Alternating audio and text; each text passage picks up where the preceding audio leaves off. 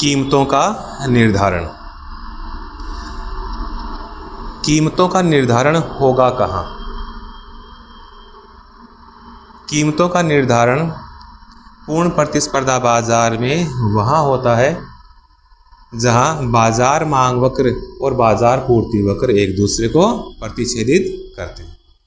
यानी सरकार की तरफ से जब कोई प्रतिबंध नहीं होता, कोई उच्चतम निर्धारित कीमत या कोई निम्नतम निर्धारित कीमत नहीं होती, तब बाजार का संतुलन वहाँ होगा जहाँ बाजार मांग वक्र और बाजार पूर्ति वक्र एक दूसरे को काटते हैं। बाजार मांग वक्र मेरा सिखाया हुआ आपको कि बाजार मांग वक्र क्या होता है। बाजार मांग वक्र एक बार रिवाइज करवा देता हूँ क्योंकि बार बार काम आएंगे। बाजार मांग वक्र, बाजार मांग वक्र इस प्रकार होता है।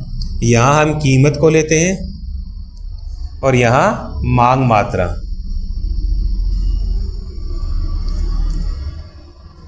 और ये हमारा बाजार मांग वक्र है डी। और बाजार मांग वक्र व्यक्तिगत मांग वक्रों का क्षैतिजीय योग होता है। ये डिटेल में हमने पढ़ा था। और बाजार मांग वक्र हमें बताता क्या है?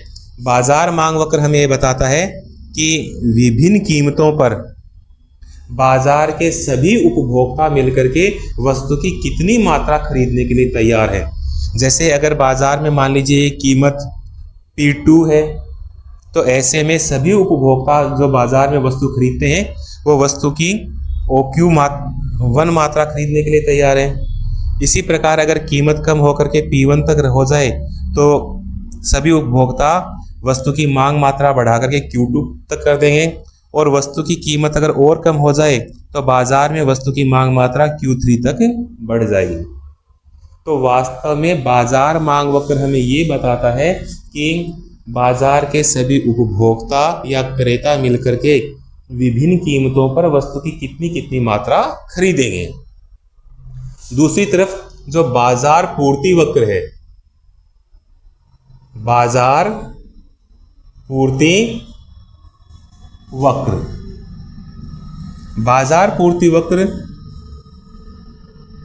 बाएं से दाएं ऊपर की तरफ बढ़ता हुआ होता है। जैसा आपको पता ही है, यहां हम कीमत ही लेंगे, यहां हम मात्रा यानी पूर्ति मात्रा लेंगे। तो बाजार पूर्ति वक्र क्या बताता है? बाजार पूर्ति वक्र ये बताता है कि विभिन्न कीमतों पर बाजार में सभी विक्रेता या पूर्तिकर्ता मिलकर के कुल कितनी पूर्ति करने के लिए तैयार है। जैसे अगर बाजार में कीमत OP है तो सभी विक्रेता मिलकर के OQ मात्रा की पूर्ति करने के लिए तैयार है। अगर कीमत बढ़ करके P1 हो जाए तो सभी विक्रेता मिलकर के वस्तु की Q1 मात्रा की पूर्ति करने के लिए तैयार हैं। और कीमत बढ़ करके P2 हो जाए तो सभी विक्रेता मिलकर के वस्तु की OQ2 मात्रा की पूर्ति करने के लिए तैयार होंगे। अब बाजार का संतुलन या बाजार में कीमत का निर्धारण करने के लिए हम बाजार मांग वक्र और बाजार पूर्ति वक्र दोनों को एक ही चित्र में बनाएंगे। ठीक है, चलो अब हम इन दोनों का इस्तेमाल करके बाजार में कीमत निर्धारण की बात करेंगे।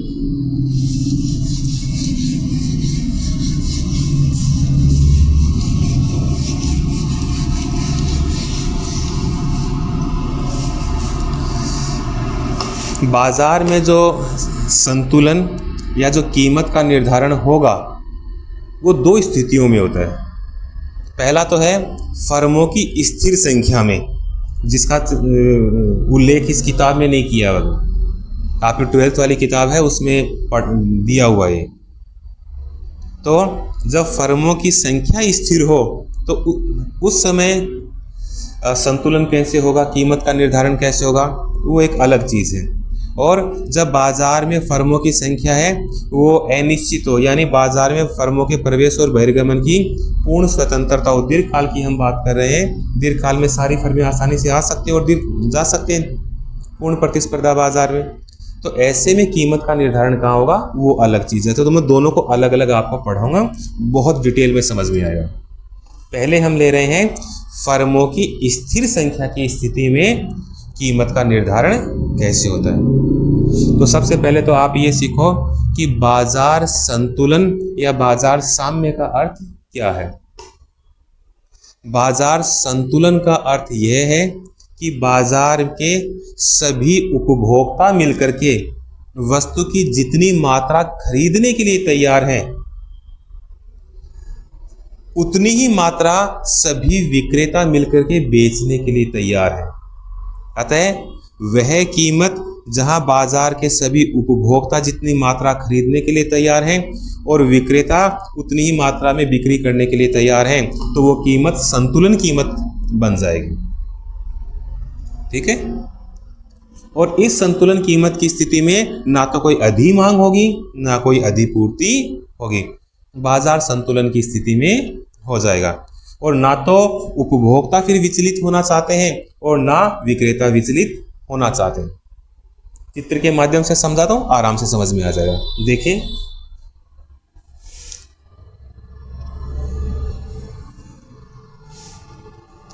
यहां कीमत हम ले ही रहे हैं,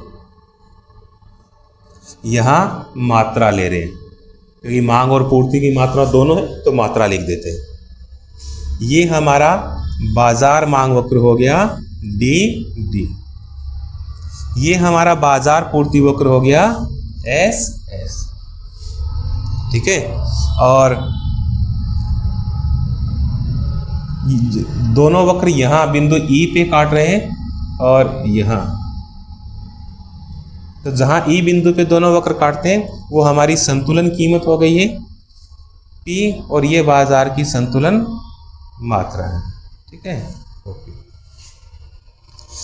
चित्र के साथ साथ अगर हम तालिका भी बनाना चाहें तालिका भी बना सकते हैं। बना देता हूं, यहां बना दूं। ठीक है, चलो यहां बना देता हूं, आराम से समझ में। ये कीमत तो यहां है। ठीक है। यहां हम ले रहे हैं मात्रा, सॉरी कीमत। पहले कीमत ले लेते हैं और फिर यहां मांग मात्रा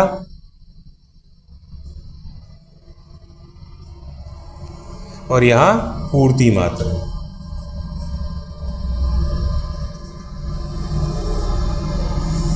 ठीक है।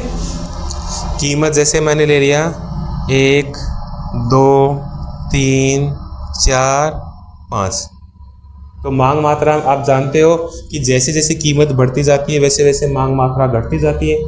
तो हम मान लेते हैं कि बाजार के सभी उपभोक्ता मिलकर के वस्तु की कीमत जब 1 इकाई थी तो ऐसे में वो 50 इकाई की मांग मात्रा कर रहे थे। कीमत बढ़ गई तो कम मात्रा यानी 40 की मांग कर रहे थे। कीमत और घट गई तो फिर वो 30 की करते हैं, फिर 20 और फिर 10। अब पूर्ति में हम पढ़ चुके हैं कि जैसे जैसे कीमत बढ़ती है वैसे वैसे पूर्ति की मात्रा भी बढ़ती जाती है। तो कीमत 1 रुपये है तो बाजार में पूर्ति की मात्रा कितनी होगी? 30, 4 होने पर 40 और 5 होने पर 50। ठीक है। तो यहाँ इस 3 रुपये कीमत होने पर बाजार की मांग मात्रा और पूर्ति मात्रा दोनों बराबर। ठीक है। तो जैसे ये मान लो कि ये कीमत 1 है, ये 2 है और यहाँ कितनी है, और ये पूर्ति मात्रा कितनी आ रही है? तो जहां बाजार मांग वक्र और बाजार पूर्ति वक्र दोनों एक दूसरे को काट रहे हैं वो संतुलन बिंदु ई है, और इस संतुलन बिंदु के अनुसार ये जो कीमत तय हुई है ओपी, ये संतुलन कीमत है जो हमारी तालिका के अनुसार 3 रुपये, और इस संतुलन बिंदु के अनुसार जो संतुलन मात्रा है ये हमारी तालिका के अनुसार है 3। तो ये तो हमने पढ़ा। लेकिन जब कभी बाजार में स्थिति ऐसी हो जाए कि बाजार कीमत संतुलन कीमत से अधिक हो जाए, अब बच्चों में थोड़ा सा ये कंफ्यूजन रहता है कि सर बाजार कीमत और संतुलन कीमत अलग अलग होती है क्या? हाँ, हो जाती है। संतुलन कीमत तो वो कीमत है जहां बाजार की मांग मात्रा और पूर्ति मात्रा दोनों बराबर है।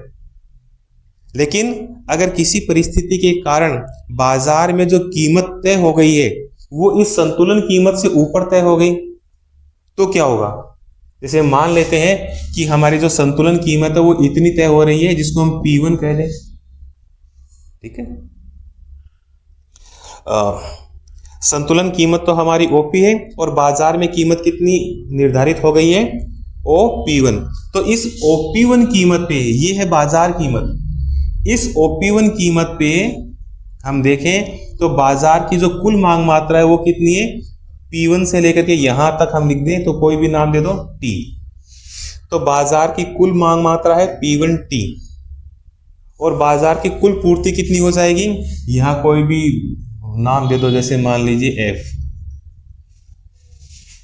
तो अगर बाजार में संतुलन कीमत OP है तब तो मांग और पूर्ति दोनों बराबर है, लेकिन अगर बाजार कीमत OP1 तय हो जाए तो ऐसे में बाजार की मांग मात्रा P1T तक है और बाजार की पूर्ति मात्रा P1F तक है। ऐसे में बाजार में मांग की तुलना में पूर्ति इतनी अधिक हो गई, T से लेके F तक पूर्ति अधिक हो गई, जिसे कहा जाता है पूर्ति आधिक्य, पूर्ति आधिक्य या पूर्ति अधिशेष भी आप इसे कह सकते हो, अंग्रेजी में कहते हैं एक्सेस सप्लाई। ठीक है। अब अगर किसी कारण से मान लीजिए जो कीमत है, बाजार कीमत है, वो संतुलन कीमत से नीचे तय हो जाए, जैसे इस 2 इकाई तक आ जाए, जिसको मैं P0 कह दूं, तो ऐसे में क्या होगा, ऐसे में हम देखें तो इस OP0 कीमत पर बाजार में जो पूर्ति मात्रा है वो तो यहां तक सिर्फ रह गई G, और बाजार में मांग मात्रा है वो यहां H तक आ गई। तो अगर बाजार में जो कीमत है वो इस संतुलन कीमत से कम हो जाती है तो ऐसी स्थिति में बाजार की जो पूर्ति मात्रा है वो बाजार की कुल मांग मात्रा की तुलना में कम रह जाती है, और इसे हम आधिक्य मांग या अधिशेष मांग भी कहते हैं। आप इसे मांग आधिक्य कह सकते हो, मांग आधिक्य, या इसे अधिशेष मांग भी कह सकते हो। इंग्लिश में कहते हैं एक्सेस डिमांड। ठीक है, ये एक्सेस सप्लाई हो जाती है, ये एक्सेस डिमांड। इसका क्या फर्क पड़ता है,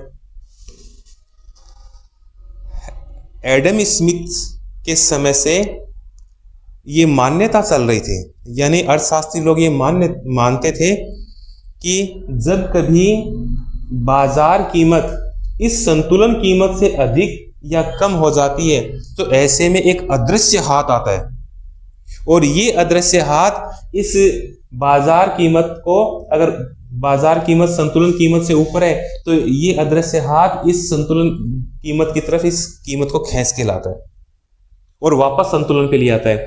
और जब कभी बाजार कीमत इस संतुलन कीमत से कम है तो ये अदृश्य हाथ इसको खींच के ऊपर की तरफ ले जाता है। वास्तव में कोई अदृश्य हाथ नहीं होता है, कोई राक्षस का हाथ थोड़ी ना है जो उसने जादू से अदृश्य कर रखा है, कोई अदृश्य हाथ नहीं होता है। जब कभी बाजार में ये पूर्ति आधिक्य होता है तो विक्रेताओं का माल बिक नहीं पाता है। पूर्ति आधिक्य का मतलब क्या है कि बाजार में जितनी पूर्ति है उतना माल बिक नहीं रहा है। ऐसे में विक्रेता ये देखते हैं कि हमारा माल बिक नहीं रहा है, तो अपने माल की बिक्री को बढ़ाने के लिए उनमें आपस में प्रतिस्पर्धा हो जाती है, कंपटीशन हो जाता है। एक विक्रेता सोचता है कि मैं अपनी कीमत को थोड़ा सा कम कर दूं तो मेरा माल बिक जाएगा, तो वो कीमत कम करता है। जब वो कीमत कम करता है तो उसका माल थोड़ा सा बिकना शुरू हो जाता है, क्योंकि जैसे ही हम कीमत को थोड़ा सा कम करेंगे, यानी यहां से कम करेंगे, तो ये जो मांग मात्रा है थोड़ी सी बढ़ेगी, बढ़ेगी या नहीं बढ़ेगी, बढ़ेगी। तो उस विक्रेता जिसने माल की कीमत थोड़ी सी की उसका माल बिकेगा। ठीक है, तो ऐसे में दूसरे जो विक्रेता है वो भी अपने माल को बेचने की सोचेंगे, तो वो भी अपनी कीमत में थोड़ी और कमी करेंगे। इस प्रकार कीमत और कम होती है तो बाजार में मांग मात्रा और बढ़ेगी, तो विक्रेताओं में आपस में प्रतिस्पर्धा होने लग जाती है अपने माल को बेचने के लिए। वो कीमत कम करते जाते हैं, कम करते जाते हैं, और ये कीमत कम होते होते संतुलन कीमत पर आ जाती है जहां मांग और पूर्ति दोनों बराबर हो जाती है। तो कोई अदृश्य हाथ नहीं आया इस कीमत को नीचे तक लाने के लिए, बल्कि विक्रेताओं के मध्य जो प्रतिस्पर्धा है उस प्रतिस्पर्धा के कारण ही कीमत पे दबाव उत्पन्न होता है और ये संतुलन कीमत पर आ जाती है। तो फिर नीचे से नीचे वाली कीमत ऊपर कैसे जाती है ये भी सोचना है। तो जब कभी बाजार कीमत इस संतुलन कीमत से कम होती है तो ऐसे में बाजार में मांग आधिक्य की स्थिति उत्पन्न होगी, यानी उपभोक्ता जितना माल खरीदना चाहते हैं उतना माल पूरा उनको मिल नहीं पाता है। ऐसे में उपभोक्ता माल को खरीदने के लिए आपस में प्रतिस्पर्धा करना शुरू कर देते हैं। जैसे मान लीजिए, मैंने एक दिन पहले भी उदाहरण दिया था कि शादी ब्याह का सीजन हो, जैसे ये अपने नहीं होते क्या देवउठनी 11, उस दिन बहुत बड़ा सावा होता है, या अक्षय तृतीया, उस दिन आखा तीज जो बोलते हैं अपने राजस्थान में, तो उस दिन भी बड़ा सावा होता है, शादियां ज़्यादा होती हैं। तो जो बाकी का राशन है, जो सूखा राशन है, वो तो पहले खरीदा जा सकता है, लेकिन सब्जी तो उसी दिन खरीदनी पड़ेगी। अब अगर बड़ा सावा है, शादियां ज़्यादा है, तो सब्जी मंडी में जो सब्जी की डिमांड बढ़ जाएगी। अब बाजार में सब्जी कम है, खरीदार ज़्यादा आ गए, तो क्या खरीदार क्या करेंगे, भाई हमें ज़्यादा ज़रूरत है, आप हमें दीजिए। वो दुकानदार को थोड़ी बढ़ी हुई कीमत देने के लिए तैयार हो जाते हैं। जैसे मान लीजिए कि हम सबको सामान खरीदना है, अभी सीज़न में अपने यहाँ कैरी आ रही है, मुझे भी कैरी चाहिए, आप सबको भी कैरी चाहिए, तो मैं दुकानदार को कहूँगा भाई मुझे 20 किलो कैरी दे दो, मुझे शादी के लिए सब्ज़ी बनानी है।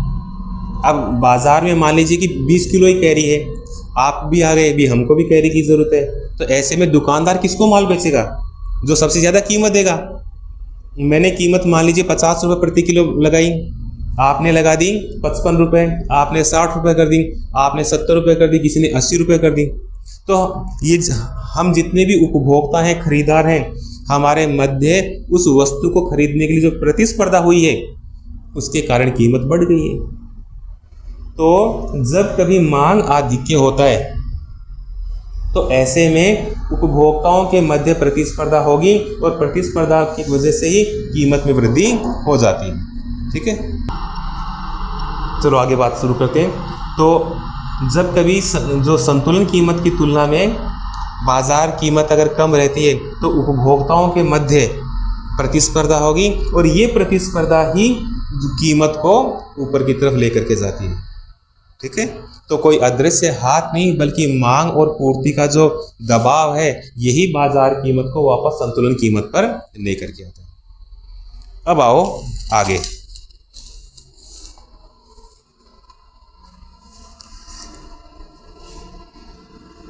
संतुलन तो हमने देख लिया, लेकिन अब अगर मांग में शिफ्ट हो जाए या पूर्ति में शिफ्ट हो तो क्या प्रभाव पड़ता है। पहले हम मांग में शिफ्ट का प्रभाव देखेंगे, उसके बाद हम पूर्ति में शिफ्ट का प्रभाव देखेंगे।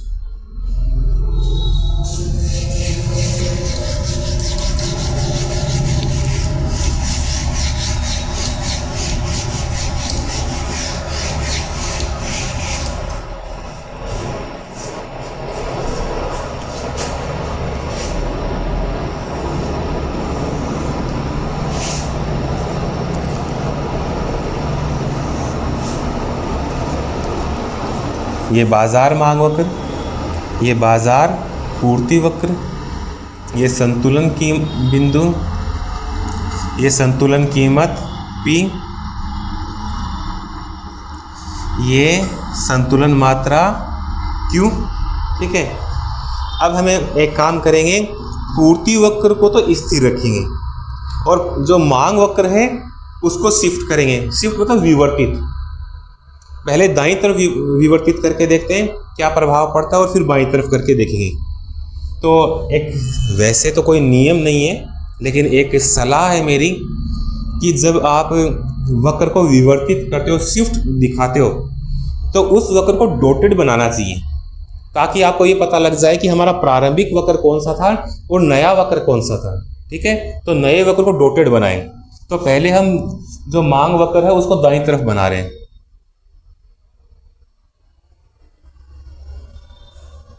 ठीक है, ये मांग वक्र दाईं तरफ बढ़ करके D1 हो गया। बाकी कोई नियम नहीं है, आप स्केल से सीधा भी बना सकते हो, लेकिन फिर कंफ्यूजन होता है कि पुराने वाला कौन सा था, नया वाला कौन सा है। अब साफ दिख रहा है नया वाला ये। तो परिणाम क्या होगा, परिणाम ये होगा कि अगर मांग वक्र दाईं तरफ शिफ्ट हो जाता है तो ऐसे में नया संतुलन बिंदु वहां होगा जहां नया मांग वक्र और हमारा प्रारंभिक पूर्ति वक्र काटेगा। तो ये संतुलन बिंदु E1 होगा और इसका परिणाम ये है कि हमारी जो संतुलन कीमत है वो भी बढ़ जाएगी और जो संतुलन मात्रा है ये भी Q से बढ़कर Q1 होगी। दोनों ही एक साथ बढ़ती हैं और दोनों एक ही दिशा में बढ़ती हैं।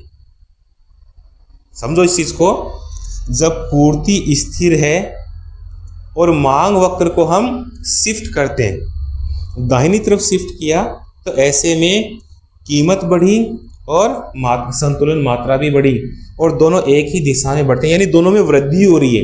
ये नहीं है कि एक वृद्धि हो गई एक में कमी हुई, दोनों एक साथ बढ़ रहे हैं। अब अगर हम मांग वक्र को बाईं तरफ शिफ्ट करें तो क्या परिणाम होगा, देखें। जैसे मैं यहां शिफ्ट करके दिखा दूं, ठीक है, ये मांग वक्र D0 तो ये फिर नया संतुलन बिंदु, इसको मैं कह देता हूं E0 और ऐसी स्थिति में ये हमारी कीमत P0 पर आ गई और संतुलन मात्रा Q0 पर आ गई। तो आप देखें कि अब जो संतुलन मात्रा है ये प्रारंभिक थी, ऐसे में संतुलन कीमत घट रही है और संतुलन मात्रा भी, ठीक है। तो हम एक परिणाम पर पहुंचे, क्या, कि जब पूर्ति वक्र स्थिर रहे और मांग वक्र में दाईं तरफ शिफ्ट करते हैं तो जो संतुलन कीमत और संतुलन मात्रा दोनों बढ़ती हैं, और अगर मांग वक्र को बाईं तरफ शिफ्ट करें तो ऐसे में संतुलन कीमत और संतुलन मांग मात्रा दोनों घटती हैं, अर्थात दोनों में एक ही दिशा में परिवर्तन होगा। क्लियर हुई बात। अब हम बात करेंगे, मांग वक्र को तो स्थिर रखेंगे और पूर्ति वक्र में शिफ्ट करेंगे, इसमें तो कोई डाउट नहीं है। क्लियर, समझ में आया।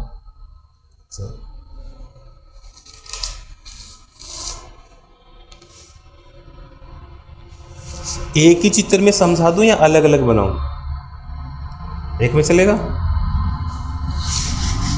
वैसे 12th में पढ़ा हुआ है, एक तरह से ये रिवीजन की तरह ही है।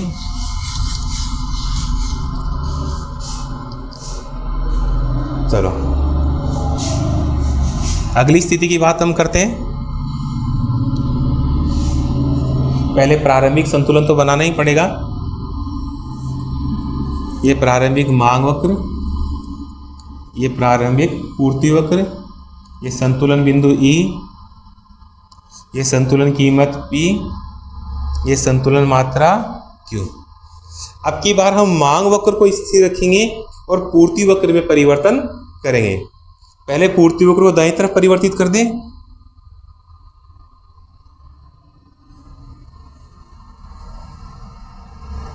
ये लो, पूर्ति वक्र दाईं तरफ विवर्तित होकर S1 हो गया। परिणाम क्या निकला, परिणाम ये निकला कि नया संतुलन बिंदु E1 है और ऐसे में ये नई संतुलन कीमत हो गई है P0 और ये संतुलन मात्रा Q1। तो यहां हमको ये देखने को मिलता है कि संतुलन कीमत तो घटती है लेकिन संतुलन मात्रा बढ़ जाती है। जब मांग में शिफ्ट किया था तो दोनों एक ही दिशा में परिवर्तित हो रहे थे, दाईं तरफ शिफ्ट किया तो दोनों बढ़ रहे थे, लेकिन यहां संतुलन कीमत घट रही है और संतुलन मात्रा बढ़ रही है, दोनों में परिवर्तन विपरीत दिशा में। बाईं तरफ शिफ्ट करके देखें,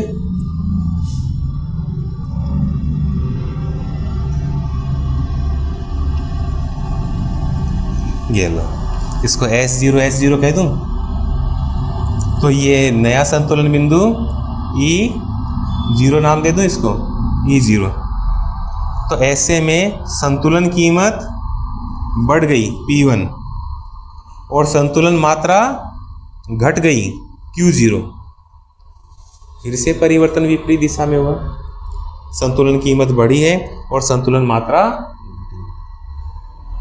तो आप कह सकते हो कि जब हम मांग वक्र को स्थिर रखें और पूर्ति वक्र में शिफ्ट करें तो वस्तु की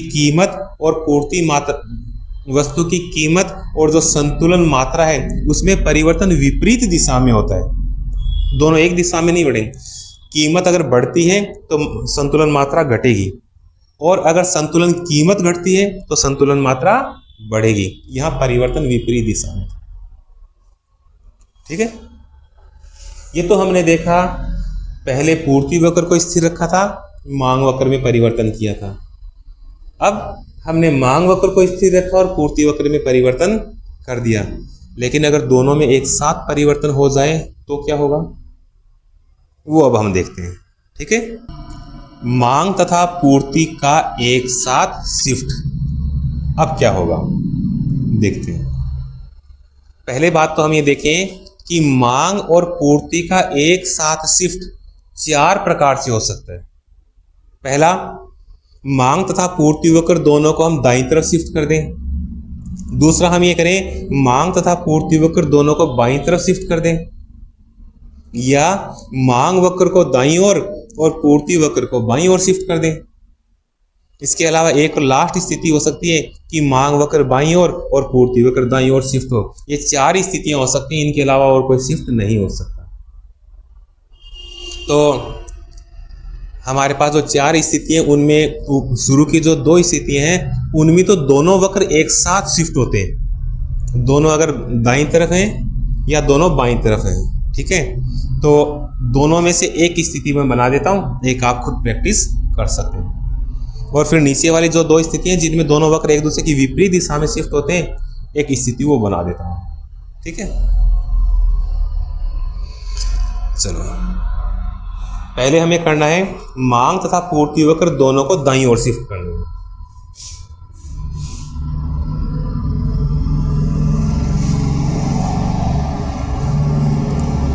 ये हमारा प्रारंभिक मांग वक्र, ये हमारा प्रारंभिक पूर्ति वक्र, ये संतुलन बिंदु और ये संतुलन कीमत। ठीक है, तो अब हम सीखेंगे मांग और पूर्ति वक्र जब दोनों एक साथ शिफ्ट होते हैं तो क्या प्रभाव पड़ता है। दोनों को दाईं तरफ शिफ्ट करते हैं, तो मांग वक्र को दाईं तरफ शिफ्ट करें, ये लो यहां कर देता हूं मैं, ये दाईं तरफ शिफ्ट कर दिया D1। अब पूर्ति वक्र को भी दाईं तरफ शिफ्ट कर दें। पूर्ति वक्र दाईं तरफ शिफ्ट होने का मतलब है थोड़ा नीचे की तरफ। ठीक है, तो इतना शिफ्ट कर दूं मैं, ये इतना कर देता हूं।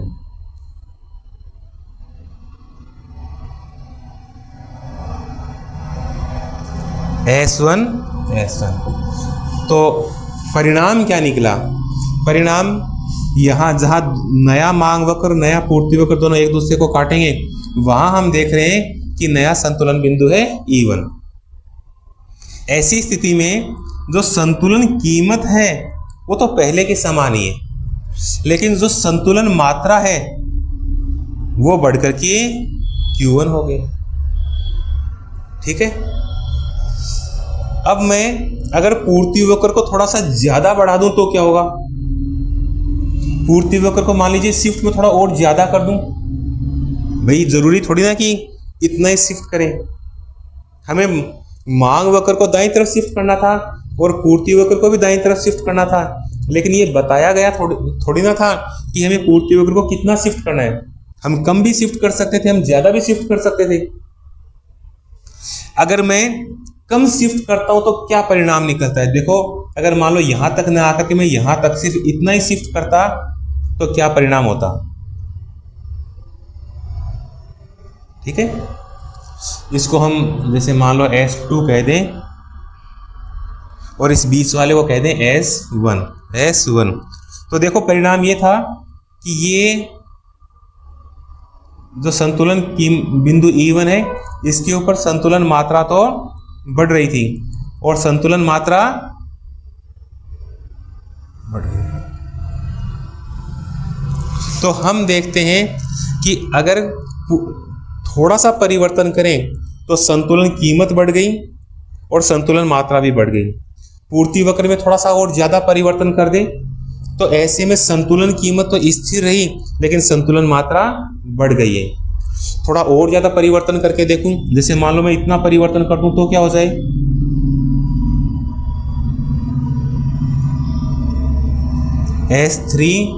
S3 तो संतुलन बिंदु ये E3 पर आ जाएगा और ऐसे में संतुलन कीमत घट करके P0 पर आ गई और संतुलन मात्रा बढ़ करके Q3 पर चली गई। ये स्थिति उत्पन्न हुई है।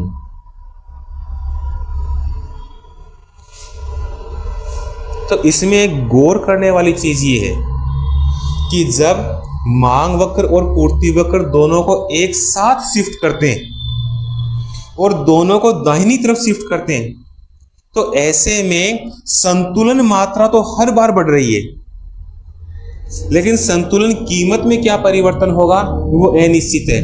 थोड़ा सा परिवर्तन करें तो संतुलन कीमत बढ़ सकती है, थोड़ा सा ज्यादा परिवर्तन करें तो संतुलन कीमत स्थिर रह सकती है, और बहुत ज्यादा परिवर्तन कर दें तो संतुलन कीमत घट भी सकती है। ठीक है, मैंने एक में ही आपको बना करके दिखाया, वो थोड़ा सा उलझा हुआ सा लग रहा है, आप अलग अलग बनाएंगे।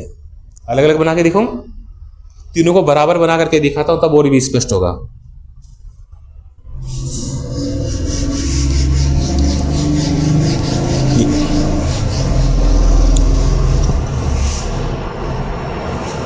ठीक है, यहां बना रहे हैं ये प्रारंभिक स्थिति,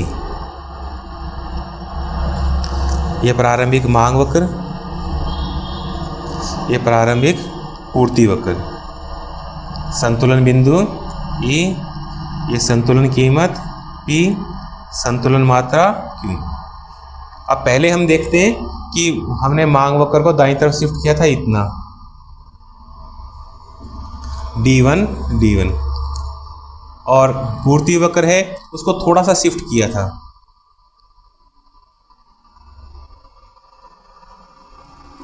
S1। तो हमारा ये नया संतुलन बिंदु था E1, और ऐसे में संतुलन कीमत तो बढ़ गई थी P1 तक, और संतुलन मात्रा बढ़ करके हो गई थी Q1 तक। दूसरी स्थिति देखें, ये D मांग वक्र, ये SS पूर्ति वक्र, ये संतुलन बिंदु E और ये संतुलन कीमत P, ये संतुलन मात्रा। मांग वक्र को दाईं तरफ शिफ्ट किया D1 और पूर्ति वक्र को मैं जानबूझ के इतना शिफ्ट कर रहा हूं S1। तो ऐसे में नया संतुलन बिंदु इस E1 बिंदु पे, तो संतुलन कीमत तो स्थिर रह गई लेकिन संतुलन मात्रा बढ़ गई। तीसरा चित्र देखें आप, यहां ये बाजार मांग वक्र, पूर्ति वक्र, संतुलन बिंदु। ठीक है, बाजार मांग वक्र को दाईं तरफ शिफ्ट कर रहे हैं और पूर्ति वक्र को भी दाईं तरफ शिफ्ट कर रहे हैं, लेकिन अब की बार थोड़ा ज़्यादा शिफ्ट कर देते हैं। मैं इतना कर देता हूँ। ठीक है, पहले प्रारंभिक कीमत निर्धारित कर देते हैं। ये प्रारंभिक संतुलन कीमत है P और ये संतुलन मात्रा है Q। अब मान लीजिए कि पूर्ति वक्र को मैंने इतना यहां शिफ्ट कर दिया,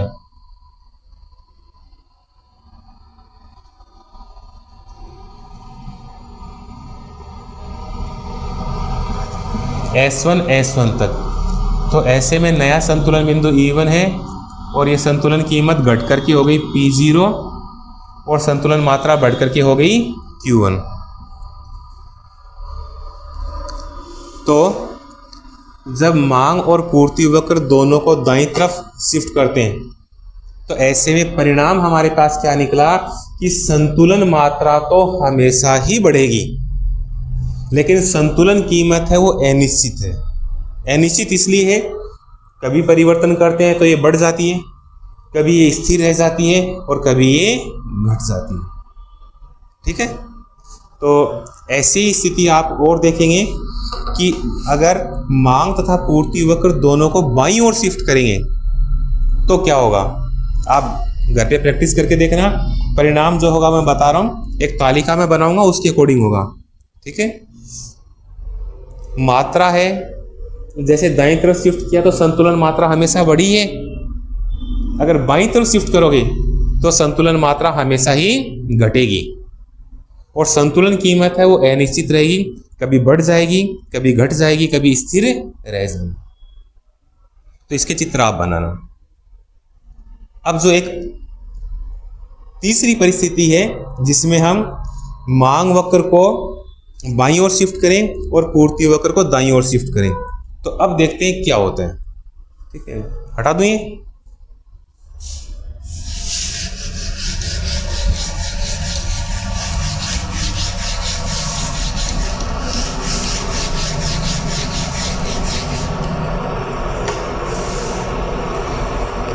पहले प्रारंभिक बना लेते हैं, उसके बाद हम करेंगे। तीनों स्थितियां अलग अलग ही बना देता हूं, ठीक है, आसानी से समझ में आए। यह प्रारंभिक मांग वक्र डी, यह प्रारंभिक पूर्ति वक्र एस एस, ये संतुलन बिंदु ई। आज सारे चित्र ऐसे ही बनेंगे, कोई नया चित्र नहीं है, थोड़ा बहुत ही अंतर आता है इसमें। ठीक है, अब हमें मांग में बाईं तरफ शिफ्ट करना है और पूर्ति में दाईं तरफ। मांग में बाईं तरफ यानी कि नीचे की तरफ, तो ये हमने मांग में नीचे की तरफ शिफ्ट किया, D0 D0, ठीक है, और पूर्ति में दाईं तरफ शिफ्ट करना था। ठीक है, तो मैं काम करता हूं, बहुत थोड़ा सा शिफ्ट करके देखता हूं, इतना कर देता हूं। ठीक है, तो क्या परिणाम हुआ, S1 S1। तो आप देखिए, आपने और कम करेंगे तो स्पष्ट हो जाएगा। जो संतुलन बिंदु है वो कहाँ मिल रहा है, जहां नया मांग वक्र और नया पूर्ति वक्र काट रहा है, तो यहां तो संतुलन मात्रा है वो कम हो गई है और संतुलन कीमत भी कम हो गई। ठीक है, दूसरा हम देखते हैं, ये प्रारंभिक मांग वक्र, पूर्ति वक्र, संतुलन बिंदु, संतुलन कीमत, संतुलन मात्रा। मांग वक्र को बाईं तरफ शिफ्ट करना था। ठीक है, ये मांग वक्र को बाईं तरफ शिफ्ट किया। अब पूर्ति वक्र को मैं जानबूझ करके इतना शिफ्ट कर रहा हूं, S1 और ये S1। संतुलन बिंदु कहाँ हो रहा है, इस बिंदु पे, जहां ये नया मांग वक्र और नया पूर्ति वक्र काट रहा है, तो ये संतुलन बिंदु E1। संतुलन कीमत घट करके P0 पर आ गई, लेकिन संतुलन मात्रा तो स्थिर है। तीसरी स्थिति बनाए। ठीक है, थोड़ा सा ऊपर बना देता हूं, सलमान को दिख जाएगा। ठीक है, दिख रहा है।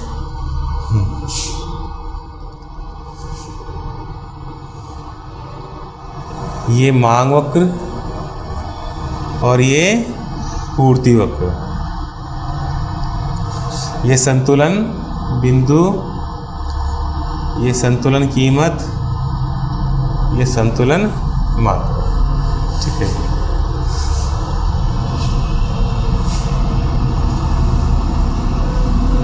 मांग वक्र को बाईं तरफ शिफ्ट करते हैं,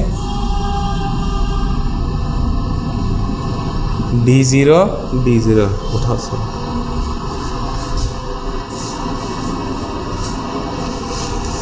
क्या हुआ, थक गए क्या? नहीं, ध्यान दो।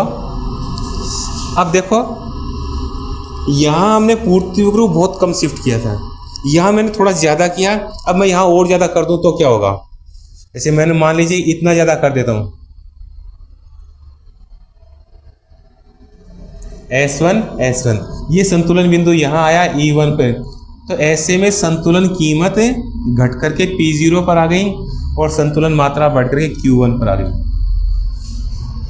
तो यहाँ हम एक चीज देख रहे हैं कि जब मांग वक्र को हम बाईं तरफ शिफ्ट करें और पूर्ति वक्र को दाईं तरफ शिफ्ट करें, तो संतुलन कीमत हमेशा ही घटती है, लेकिन संतुलन मात्रा कभी तो घट जाती है, कभी स्थिर रह जाती है और कभी बढ़ भी जाती है। तो हम एक बात कह सकते हैं कि जब मांग वक्र बाईं तरफ शिफ्ट होगा और पूर्ति वक्र दाईं तरफ शिफ्ट होगा, तो ऐसे में जो संतुलन कीमत है वो हमेशा ही घटेगी, लेकिन संतुलन मात्रा अनिश्चित है, वो कभी बढ़ेगी, कभी स्थिर रहेगी और कभी घटेगी। ये किस पे निर्भर करता है? ये निर्भर करता है कि मांग वक्र और पूर्ति वक्र में हमने जो शिफ्ट किया है वो शिफ्ट कितना कम या ज्यादा किया, यानी शिफ्ट मीन्स जो विवर्तन हमने किया है उसके परिमाण, उसकी मात्रा पे निर्भर करता है। मांग मात्रा और पूर्ति मात्रा में अगर मांग वक्र और पूर्ति वक्र में अगर हम शिफ्ट कम करेंगे तो परिणाम अलग आएगा, ज्यादा करेंगे तो परिणाम अलग आएगा। ठीक है। अब एक स्थिति और हो सकती है कि मांग में दाईं तरफ शिफ्ट होगा और पूर्ति में बाईं तरफ शिफ्ट होगा, तो उसका परिणाम क्या रहेगा?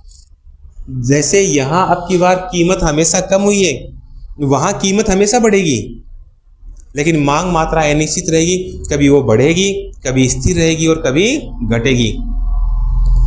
तो सीधा सीधा हम ये कह सकते हैं कि अगर मांग और पूर्ति वक्र में विपरीत दिशा में परिवर्तन होता है तो कीमत में क्या परिवर्तन होगा वो तो निश्चित है, लेकिन मांग मात्रा में क्या परिवर्तन होगा वो अनिश्चित है। दूसरी तरफ अगर मांग और पूर्ति वक्र दोनों को एक साथ शिफ्ट करते हैं और एक ही दिशा में शिफ्ट करते हैं तो ऐसे में मात्रा में क्या परिवर्तन होगा वो तो पता है, निश्चित है, लेकिन कीमत में जो परिवर्तन होगा वो अनिश्चित है। तो मैं एक तालिका आपको बना के दे रहा हूं, आप नोट करें, उसको घर पे प्रैक्टिस करें, सारे परिणाम बिल्कुल उसके अनुसार ही आएंगे। आपकी किताब में है क्या तालिका? नहीं है? अभी मैं बना देता हूं, 2 मिनट लगेंगे। देखो,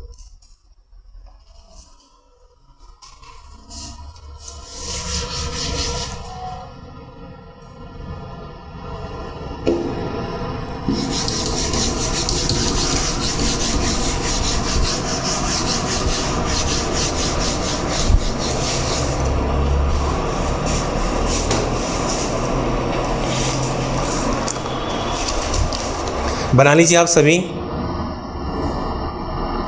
ठीक है, 1 2 3 4 कॉलम हमें बनाने हैं। यहां हम लिखेंगे मांग में शिफ्ट,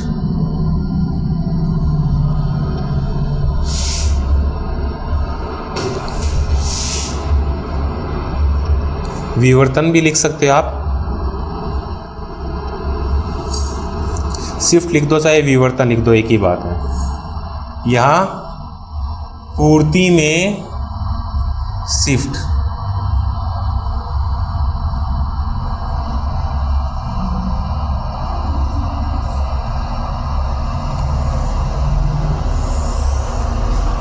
और अगला हमने लिया है मात्रा,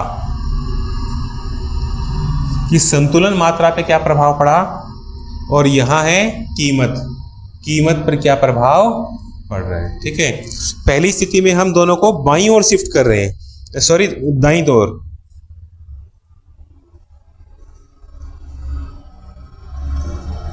दाईं ओर, मांग में भी दाईं ओर शिफ्ट और पूर्ति में भी दाईं ओर।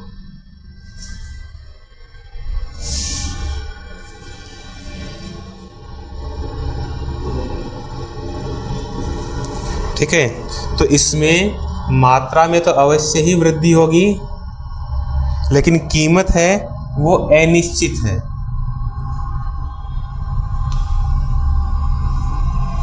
ये इसमें वृद्धि भी हो सकती है, कमी भी हो सकती है, और ये अपरिवर्तित भी रह सकती है, अपरिवर्तित भी रह सकती है। तीनों स्थितियां हो सकती हैं। बाईं ओर शिफ्ट करें दोनों वक्रों को तो क्या होगा,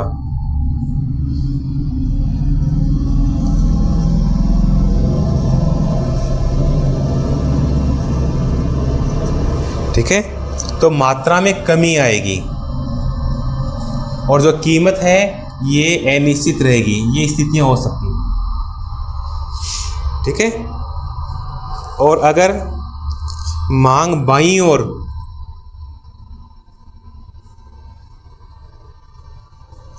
और पूर्ति दाईं ओर, यानी दोनों एक दूसरे के विपरीत दिशा में शिफ्ट हो तो क्या परिणाम होगा?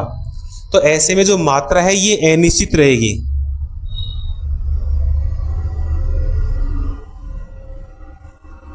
ठीक है, इसमें वृद्धि भी हो सकती है, कमी भी हो सकती है, और ये अपरिवर्तित भी रह सकती है। ओके, और कीमत इसमें कमी आएगी। ठीक है, दाईं ओर की बात करें,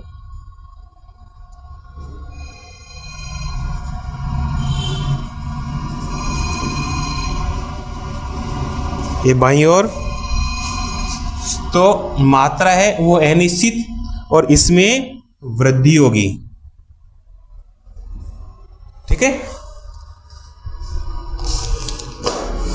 ये शिफ्ट के प्रभाव होंगे।